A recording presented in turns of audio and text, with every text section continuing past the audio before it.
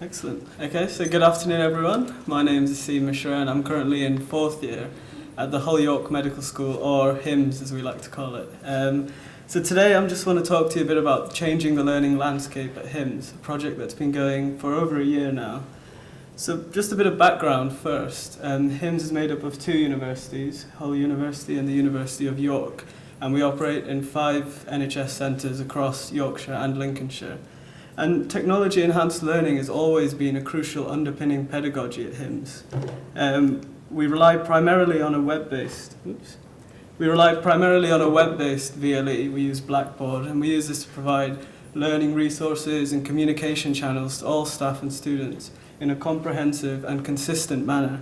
We also extensively use video link because of our geography, and all of our lectures are video linked between Hull and York, and they're also all automatically recorded and put up on our Blackboard, so students can review these and even have discussions between themselves and the tutors. We also have a dedicated HYMS network which runs to all of our peripheral sites, which it helps to reduce problems with NHS firewalls and lock down NHS machines. So the 2013 HYMS curriculum review provided an opportunity to re-evaluate the use of TEL across the whole MBBS programme, to put new technology in place, but to also develop a strategy that ensures staff and students are empowered to take advantage of these resources. And I'm really pleased to say that student involvement has been a key part of this right from the beginning. I've been a part of the core team from the beginning, and we've also had Noor, who's a second year, who's joined the team as well. And on a basic level, we essentially formed to act a link between the CLL team and the wider student body, to provide student opinion and to kind of highlight and target areas that students have felt needed improving, while also provide student opinion on new technologies and their implementation into HYMS. We've worked together with the team in creating a vision for TEL at HYMS in the future, and also in creating new key documents such as staff and student minimum requirements in content creation and VLE engagement, which we think is very important. It's a very short time today, but despite the project being in its infancy, it's already delivered several tangible results for our students. As of this year, we've seen the introduction of e-timetables, electronic record of achievement, and we've actually restructured our whole VLE to create more focused learning spaces for the first time at HYMS, putting academic block leads in charge as opposed to administrative staff with our resources. And we've been working hard to bring about a more fundamental cultural change to kind of really push TEL at HYMS and bring it to the 21st century. So since time's limited, I thought I'd share with you just 2 solely student-led initiatives that have come out of this bigger project. The first being the implementation and introduction of the HYMS app. As I mentioned before, students in years 3, 4 and 5 have to regularly move around hospitals, and it can be quite frustrating and daunting to have to start at a completely new hospital and sometimes even a completely different trust. So the HYMS app would essentially act as a hospital guide, giving students all this information at their fingertips. Simple information from map of the hospital, map of where the accommodation is, how to get from the accommodation to the hospital, to more in-depth and useful information such as when is the best time to go to ward X, which is the best ward to go to practice venipuncture, which is the best ward to go to practice cannulation, who are the really good tutors in that hospital, who provides the best teaching. But also different trust policies as well, because a lot of trusts, they have different orders of draw, such things, and it can be really helpful for us to have that on hand.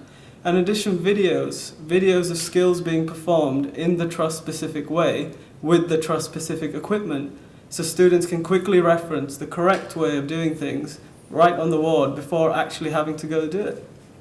The other one I want to talk about is these student TEL ambassadors. Whilst a lot of technologies have been fully embedded into the education and administrative practices of campus-based staff, the peripheral sites can be quite far away from campus, and it doesn't currently extend to staff and students at the peripheral sites as much as we'd like to. So to bridge the gap, we will be introducing HYMS Student TEL ambassadors. So these ambassadors or TEL champions would help staff and students alike on a fundamental level, such as with connectivity issues, accessing the VLE, to more in-depth help, such as helping staff maintain new TEL initiatives. For example, like the HYMS app, and also aid new resource development. But they could also work on a more individual level with students, helping them get more organised and get the most out of their learning with useful and appropriate technology, such as cloud computing and note-taking apps. We hope this will go a long way to solidify, embed and enhance TEL at all of our peripheral sites and across all of HYMS. So I initially got involved with the project because of some summer work I did with the VLE and my enthusiasm for all things tech. However, over the past year I've actually learned quite a lot about project management and also how hard it can be to bring about change in an organisation. It's also been my introduction to the exciting world of medical education as well. So in conclusion, CLL at HYMS aims to enrich the student experience of learning and teaching, ensuring the effective use of technology to support education activity, to improve organisational efficiencies, and really to optimise staff and student digital literacies. The ongoing project has already started to deliver key outcomes, and the student voice has been vital to informing and developing this programme. Thank you very much, and feel free to follow our blog to keep up to date and see what kind of things we've been doing. Thank you very much for listening.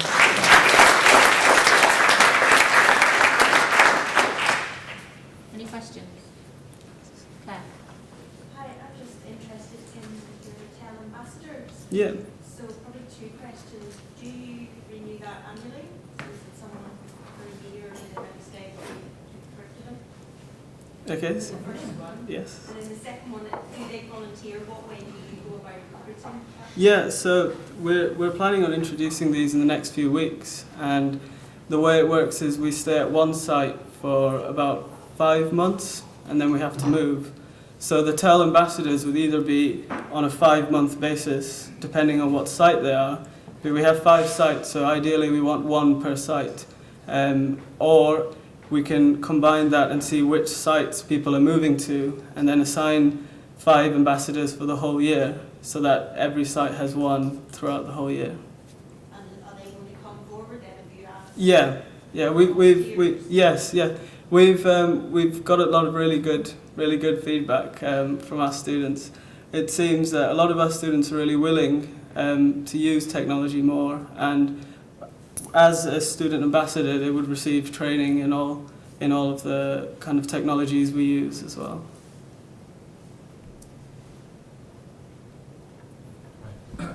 Do the faculty, I mean, if you rate a particular ward as being good for learning a particular skill, and a ward being bad for learning a particular skill, or a particular consultant giving you do the faculty take that on board? The tutor thing aside, I think that's something we're going to have to look at and won't necessarily be in the app in the end. But what I meant was, for example, some wards people get cannulas in all the time and some they don't. And some wards people get their blood taken all the time, some they don't. When you move to a new hospital, you don't know where the wards are. The names are different, they're in different places, they run slightly differently. And while we're at a site, we learn these things. But by the time we learn them, we have to move to a different hospital. So the idea is we would get all this information right at the beginning. No, I think it's ideal. But one of the things I was thinking, we have 2 very good surgeons. They're supposed to be very bright, they're very technically very good, and nobody wants to go to them. And I haven't looked why, but I've said to the faculty, I said there are issues there. I don't know what they are, but it's consistent. And I think there's got to be some way that faculty actually knows that there are either issues in the learning, what's being taught, how it's being taught, or issues with individuals. And if they're not capable of training, there needs to be some systematic way. But the risk is that you can actually victimize someone. Yeah, I think the tutors thing is not too ideal in the real world, but it depends on how.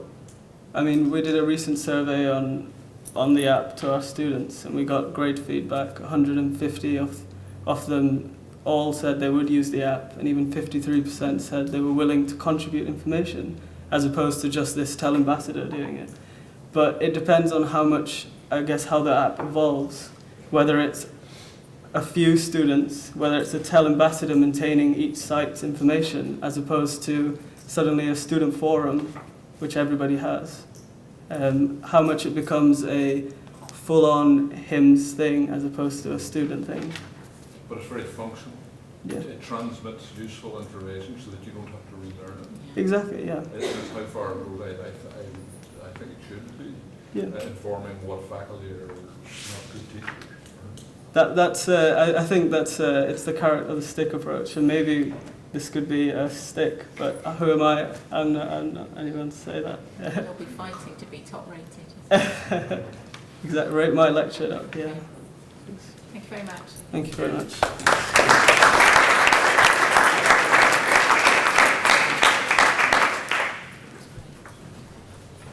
And now we have two presenters for the next one, Niels Ledhoven and Richard Purcell, who are going to talk about unravelling the challenge of medical spelling. And I don't know about spelling, but I'm not even going to try and pronounce those two words at the beginning of their title.